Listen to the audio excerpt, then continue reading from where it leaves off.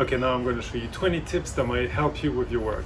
First tip, if you got a can with hardly anything in it and you need just a little bit more paint, you can crush it by stepping on it. It'll add a bit of extra pressure in the can and it'll give you valuable extra seconds of spray. When it's hot, you can use your toolbox or cooler to keep your cans either cold or warm. And in this case, we want to keep them cool, so you can put an ice pack and then it'll keep your cans cool and allow you to have detailed thin lines. This is wrong mix. They made a mistake on the price. It's normally about £50 and it's sold for about £18. This Dulux, really good paint. So when you go to a shop, sometimes you can ask for, have you got any wrong mix that they've mixed for previous clients? And you can save a lot of money and it's really good quality paint, so I get that all the time. Next up, if you want to do some really good long straight drips, you can use emulsion or acrylic and you dilute it about 70% to 100% water. In this case, it's about 200% water, and that will give you some really good drips. The more water you put, the shallower the drips. So depending on the job you're doing, maybe you want to have shallow drips that you don't see too much. In this case, this would be it. As you can see, it's really shallow and it runs well, obviously, on this wooden board. But if you put about 70% water, you'll have some nice opaque drips that go in a straight line. One thing you can do for your background is either use a brush or match it with your chosen spray can color. In this case, this is Rita Grey, and I've matched it roughly myself. But you can get it mixed in the shop to match your color, and this allows you to use a brush or a can. Next up, a Posca pen is really useful, especially when you're doing live art indoors and you can't use cans. But sometimes you want some smaller lines, so you can open it. So it opens counterclockwise. You see it's got glue. This is how it's stuck in place. So sometimes you need to use pliers. But once you open it, you can use a brush, whether a big one or a small one, if you put it in another container. And it allows you to do detail lines or thicker lines. And but you can also put the cap back on, and it allows you to use the marker as it goes. Very useful.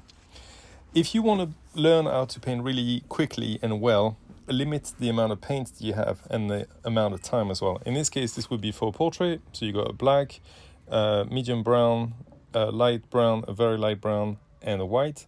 This would be enough for a portrait, and then you use 2 Astro, normally 1, but just in case one gets clogged.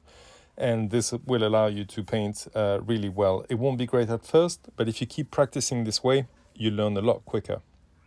Also, if you allow not too much time, say a piece or a portrait about 3 hours, it'll allow you to, you'll have to rush, and it won't be great at first, but again, the more you do this, the quicker you learn.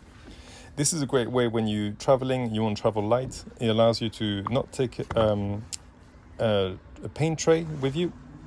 You just put it in the bottle. This one's got a big opening and a small opening, which is great for refill. So you pour some on the roller, and then you paint it as you go. So this way you don't need a tray. Next up, whenever I use a pole, I always tape the roller. Ask me how I know. You learn the hard way. So always tape your roller to the pole. This is what I look like normally. There's not a lot of paint on myself. You don't want to show up to a job with loads of paint on yourself. It doesn't look great. You can have a little bit like this, but don't have too much. Always take really good quality pictures of your work with whatever camera or phone you have, because maybe in 3 years down the line, you want to do some prints. So always save the best quality pictures you can. This is about being out of your depth. Only paint the things you know you can do well. Obviously push yourself, but say no to the things you know you're not going to be able to do properly. You learn the hard way. Whenever you got a cap that's clogged, you can put it on the transparent color, regardless of the transparent color, in this case transparent black, and it will soften the dry paint because it's got more solvent inside. In the same way, if you got a can that's blocked, you can spray a bit of transparent color onto the opening, and in most cases it will soften the dry paint. This one isn't clogged, but and most of the times you need to do it a few times. And you'll be surprised, this has saved me a few times. It'll unclog the can. Whenever it's cold and you want to wear gloves, you can't have a lot of dexterity. So one thing I always do is cut the tip of the index finger and the tip of the thumb. This allows me to have a lot of dexterity, but also have warm hands. So when you put it on, then you can feel the cap because if you don't, it's hard to do good lines, good detail lines if you don't have your fingertips exposed. If it's really cold, you can use your typical nitrile gloves, plastic gloves, and put them in there. I've painted in minus 15 degree weather, and honestly, this is something you would use. And also get the gloves with the rubber on the inside. Otherwise, when you press on the can will fall down. So always get these rubber thingies on the inside.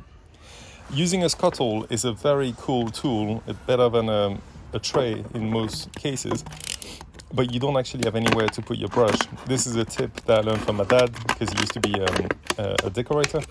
So you just cut a bottle in half and you tape it to the side of the scuttle, and it allows you to have somewhere to put the brush. Just for the demo, I didn't put too much tape, but you'd want to go around the entire scuttle so it doesn't come off and fall. But yeah, this tip is really good. If you've never used a scuttle, especially for painting a ceiling, I recommend it. It's a much better tool. I have a dog, so I've got loads of poo bags. This is to pick up the poo of your dog, but they're really good for paint effects, and they're very small compared to like a big plastic bag or whatever with the handles in the way. This one tall as well. So this is one thing. You can grab some caps, the ends of the caps, and allows you to have a bit of a texture. So you can dip all of this in the paint and do some effects. Or you don't have to use this. You can just put your hand in it.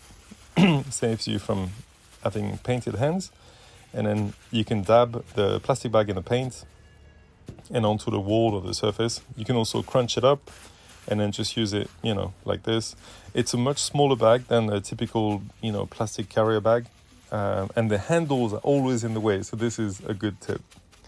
Black and white. Whenever you go painting, unless you're practicing, obviously, always take a spare black and white if you can. You never know if you're going to run out. But also, if you run out of blue or yellow, whatever, you can go to somebody and say, hey, would you swap a can with me? And the likelihood that they're going to say yes to a black or white is quite high. Always put in writing whatever's being said between you and the client. Things get forgotten and whatever. If you just write it down on WhatsApp, email, whatever, at least you got something you can refer to. This is safer.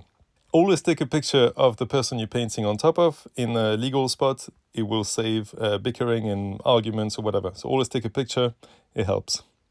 And last tip, I would say, don't rely just on social media. Search for jobs. Go out there for yourself and look for jobs the old-fashioned way. It works the best. Extra tip, this is Unsplash. It's a website where you have the copyright free, like all the other Getty and Maton and all these others. But this allows you to use the images a lot more, basically. So a lot of artists use this. When you go on unsplash.com, you can have a look on their terms, but really, I'm allowed to use these pictures, like for the course, for a lot of my paintings and stuff, and, sell the paintings without having to worry about the copyrights.